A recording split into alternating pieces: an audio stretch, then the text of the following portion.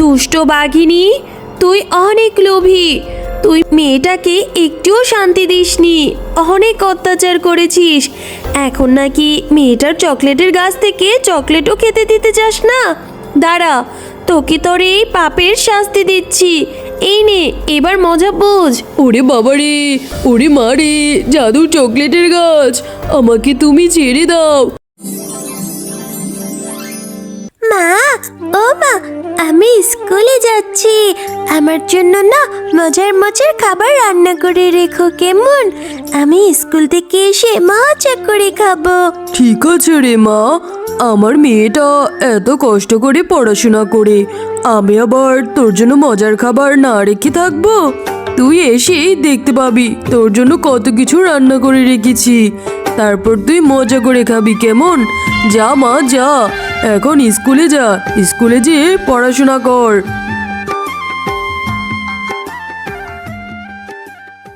আরে এই মিনা, এই তুই এখানে এভাবে টেলার মতো দাঁড়িয়ে আছিস কেন? ঘরে কি কামকাজ নেই নাকি? যা, এখনো তো দুপুরের রান্নাটাও বসাসনি, যে রান্না বসা যা। মামি, বেলি কি সুন্দর স্কুলে পড়াশোনা করে, আমাকেও একটু স্কুলে ভর্তি করে দাও না মামি। আমার যে খুব পড়াশোনা করতে ইচ্ছে করেছে। এসেছে পড়াশোনা করতে, তা আমার ঘাড়ের উপর বসে বসে যে খাচ্ছিস, তোর 3 বেলা খাবারই তো জোগাড় করতে আমার কত কষ্ট হচ্ছে। আবার এসেছিস এখন পড়াশোনা করতে?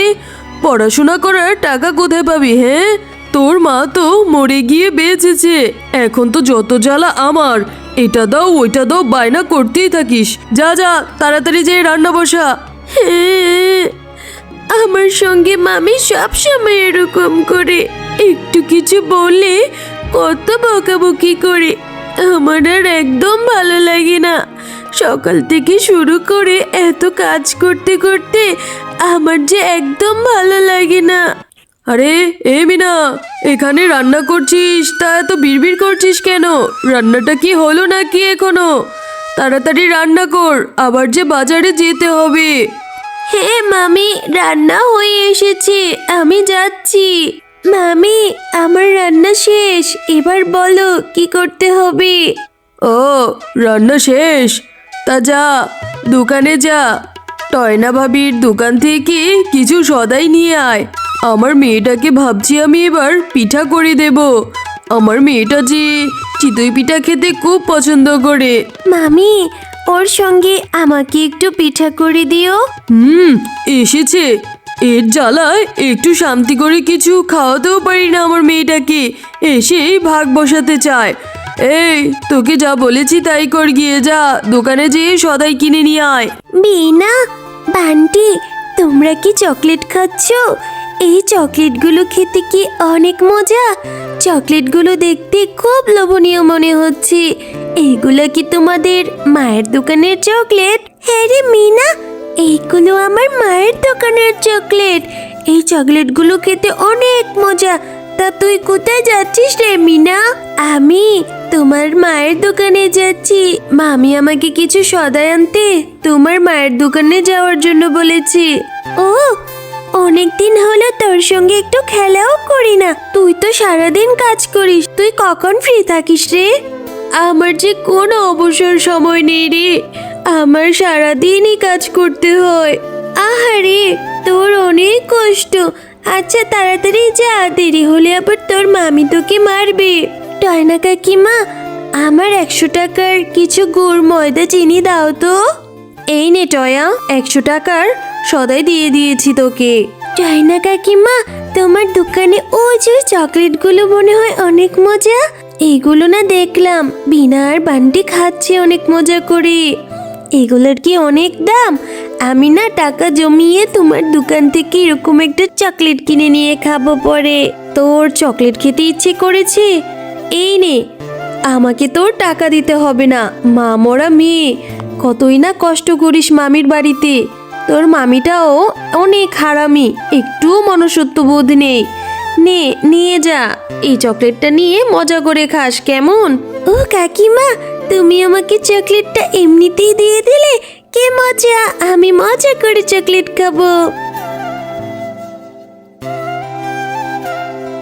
কিরে মিনা, তুই এখন গিয়েছিস বাজারে? আমার মেয়েটা যে স্কুল থেকে ফেরার সময় হয়ে গেল, আর ইনি কিনা এখন বাজার নিয়ে আসে। তোর হাতে ওটা কিরে? এই চকলেটটা তুই কোথায় পেলি? মামি, টয়না কাকিমা আমাকে এমনিতে এই চকলেটটা দিয়েছে। বললেই হলো, চুরের মেয়ে চুর। তোর মা তো চুরি করে করে আমাদের খেয়ে সব শেষ করে মরেছে, আর তুইও কিনা মায়ের মতো চুরি করে শিখেছিস। তোকে আজ সারাদিন আমি ভাত খেতে দেব না। দেখবো কত ধানে কত চাল। আমার বাজারের টাকা থেকে টাকা চুরি করার স্বাদ এখন হাড়ে হাড়ে পাবি। হে, আমাকে শুধু শুধু মামি এত বকলো। এই চকলেটটা তো আমাকে টয়না কাকিমা এমনিতে দিয়েছে। আমি এই চকলেটটা খাবোই না, আমি এক্ষুনি ফেলে দেব। এরপর মিনা মনের দুঃখে একটি গাছের নিচে বসে অনেক কান্না করতে থাকে। এই ছোকরি, তুই এখানে বসে বসে এত কান্না করছিস কেন রে? তোর এত কিসের দুঃখ? তোর জন্য আমি একটু গাছতলায় ঘুমিয়েও শান্তি পাচ্ছি না। এরপর মিনা শাকচুন্নিটাকে সবকিছু খুলে বলে। ও, তোর বজ্জাত মামি এত খারাপ? তুই কোনো চিন্তা করিস না রে চুকরি। তুই যেই জায়গাটায় চকলেটটা ফেলেছিস, সকালে উঠে দেখবি ওই জায়গায় একটা অনেক বড় চকলেটের গাছ হয়েছে। সেই গাছ থেকে তুই যত ইচ্ছে তত চকলেট পেরে খেতে পারবি। সত্যি বলছে শাকচুন্নি? আচ্ছা ঠিক আছে।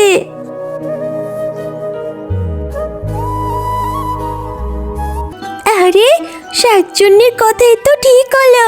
কালকের সেই ফেলে দেওয়া চকলেট থেকে কত বড় একটা চকলেটের গাছ হয়েছে। মামি, তাড়াতাড়ি আসো, এসে দেখে যাও আমাদের এই পুকুরে কত বড় একটা চকলেটের গাছ হয়েছে। হে রে মিনা, এটা তো অবাক করা বিষয়। পুকুরে নাকি আবার কখনো চকলেটের গাছ হয়? যাই হোক, এই গাছের একটা চকলেটও তুই খাবি না। এই গাছের সব চকলেট আমি পেরে নিয়ে বাজারে বিক্রি করব, আর খুব দ্রুত ধনী হয়ে যাব। কিন্তু মামি, এই চকলেট গাছটা তো আমাকে শাকচুন্নি দিয়েছিল। চকলেটটা ফেলে দিয়েছিলাম, শাকচুন্নি বলেছিল ওখান থেকে চকলেটের গাছ হবে। চুপ থাক, বললেই হলো। চুরের মেয়ে, অনেক মিথ্যে কথা বলিস তুই। এই চকলেটের গাছ আমার পুকুরে হয়েছে। এই চকলেটের গাছ আমার। দুষ্ট বাঘিনী, তুই অনেক লোভী। তুই মেয়েটাকে একটুও শান্তি দিসনি, অনেক অত্যাচার করেছিস। এখন নাকি মেয়েটার চকলেটের গাছ থেকে চকলেটও খেতে দিতে চাস না? দাঁড়া, তোকে তোর এই পাপের শাস্তি দিচ্ছি। এই নে, এবার মজা বোঝ।